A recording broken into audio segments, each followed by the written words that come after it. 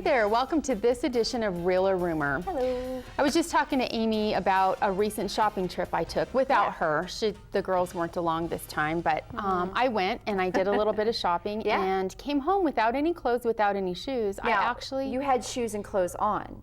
No, on. Yeah, that's a good clarification. I was fully dressed. Okay, good, great. But I typically come home with clothes and shoes I don't need. Right. And I didn't this time. No? I bought something else. What did you buy that wasn't shoes and clothes? A kettlebell. A kettlebell? Mm-hmm. Yeah. Oh, like the workout. Yeah, like the workout kettlebell. Yep. I'm surprised you didn't bring it in today. I should have brought it. It's my new best friend. Yeah, it's your Although today I'm a little mad because my body parts are screaming at me. Yeah.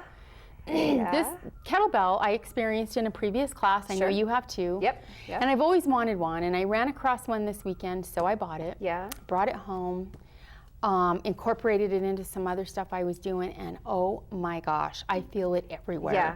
I mean, this is this piece of equipment that works out every part of your body. It's so simple though. I know. You see it and you think, know. oh, isn't it cute, this little round weight? I know, it's shaped so cute, like a paperweight. It's painful. It's so good. Yeah. So I incorporated it into some other stuff, and really good workout. Now, what weight did you get? 10 pound. You did 10? 10 pound.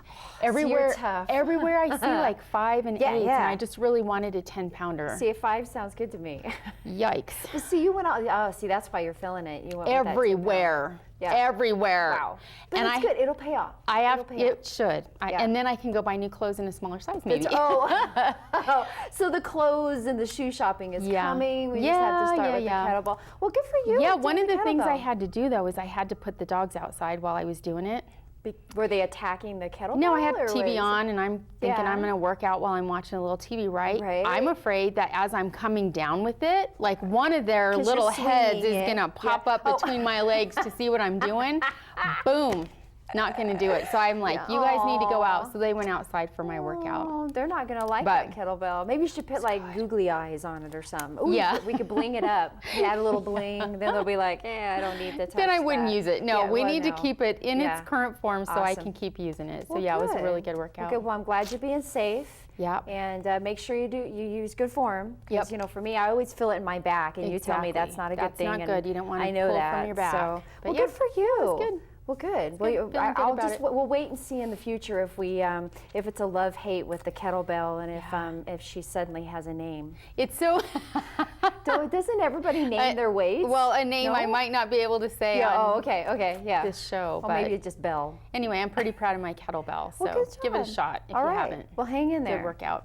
You'll be sore. All right. Well, kettlebell has nothing to do with our next topic, but we do have a rumor for today that we're hoping to clear up for folks. Okay. Yes. The rumor is that if you see a vehicle or pedestrian accident, do not bother calling it in. I mean, please. With so many cell phones and smartphones out there, somebody's already called it in, Shirley. Okay, so this is a really interesting rumor. And actually, as we were kind of researching this, it was like, I think about that, but I never really thought about it. Right. So, but of course, when we were researching this, it's like, as I said, it was like we decided, probably the best way to go about this is just go right to the top. Oh yeah. Yeah. So we went to Chief Garner and kind of threw this question his way, and he kind of went, and he said, this is actually a really good question. He said, with all the cell phones and smartphones, like you mentioned, have definitely changed our lives.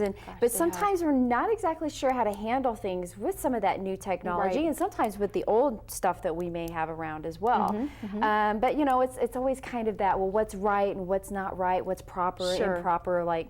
When you go to a movie theater, turn off your cell phones or right. Those it's kinds just of changed everything in the way we look at everything, and the way we do everything. Yeah. Well, and texting and driving. So there's all those little nuances, and we always have to sort through it. We don't think too much about it because we just kind of do it, or we have something come on the screen that tells us what we're not supposed to do. That's right. So we did ask Chief Garner. He's the chief of the Greeley Police Department, in case anyone wondered. Yes. It's like I just say his name, and I don't think about whether people actually know who he is. You just assume everybody knows him. Yeah.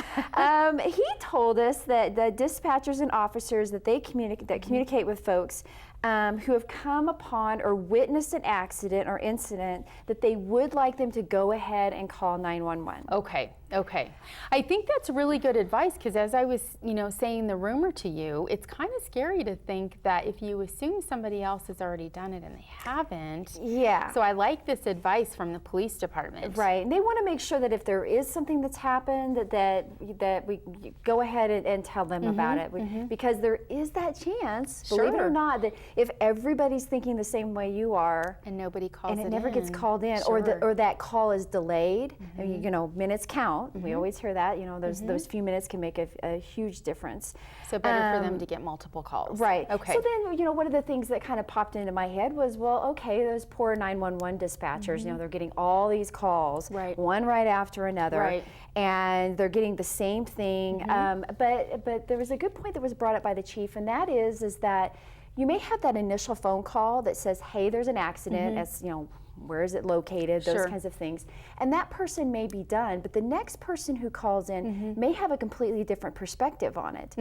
They may now know the information of, is there an injury or not? How many people were involved? And I never thought about that, but I thought, well, if you're the first person on scene, you're going to see different things, of course, than the next person or the person after that. Right. So you might not be the first to call it in, but you might be the first to call with different or new information. Yeah, that's a good perspective. Well, and you also have the situation where there are some people that are okay with stopping and those who are not.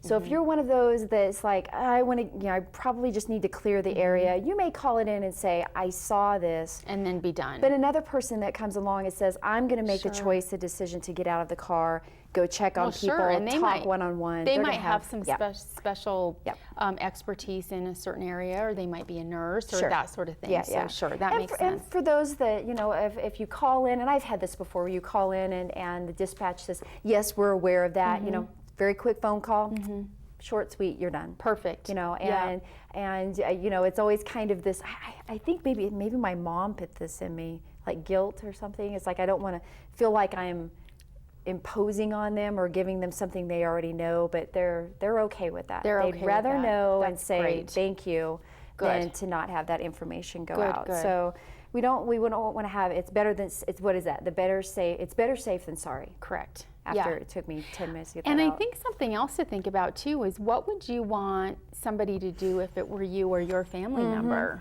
So thinking about it in those terms, I think might maybe prompt you to do a little more than you otherwise would. Yeah, so. And then that's for sure. And because I have thought of that a few times, especially if I see emergency vehicles coming, on the other side of it, outside of calling it, but just that they're already on the road and they're heading to that. It's like, again, those minutes count. It can be the difference between life or death, or a limb, or who knows what. Of course. Another thing that came out of this that I don't know why, I just didn't think about it. I always just figured you picked up the phone and you called, was the idea about texting in a call.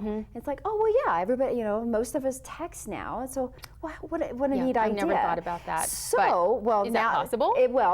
Not yet. Not yet, So okay. right now, the Weld County Dispatch 911 system does not have that capability. Because CenturyLink, which is the phone service that they work through, they don't have that capability yet. However, Dispatch Center has all the equipment ready to go, and they are just waiting on CenturyLink. So the texting side of that is coming. Yes, which is cool. I never even thought about that, but I think, gosh, some people could probably type that faster than they could say it. Well, and if you think about some of the younger generation, younger than us for sure, they don't think about calling people or leaving a voice message. They only think about texting. So I think it's great that technology's coming. So it's coming down the road. Doing just that at some point. Well, and I think with anything, the opportunity to be able to have different ways for people to communicate is key. That's important. So so it seems like a simple question. It seems obvious, but not necessarily. So I think to kind of sum it up, just yeah, go ahead and make that call, or in the future, text. And it's, you know, and just so we can make sure that the folks are taken care of as quickly as possible. And you never know, it might be you someday. Yep, very good information. That's the way I'm going to think about it now. Yeah. Really good stuff it's here. a great thing. Yeah, well, thank you. That is going to do it for this edition of Real or Rumor. As always, you can catch repeat editions, of course, right here on GTV8. Yep. And then certainly you can catch repeat editions on YouTube. So until next time, I'm Cheryl Aragon. And I'm Amy Freeland. We'll see you then.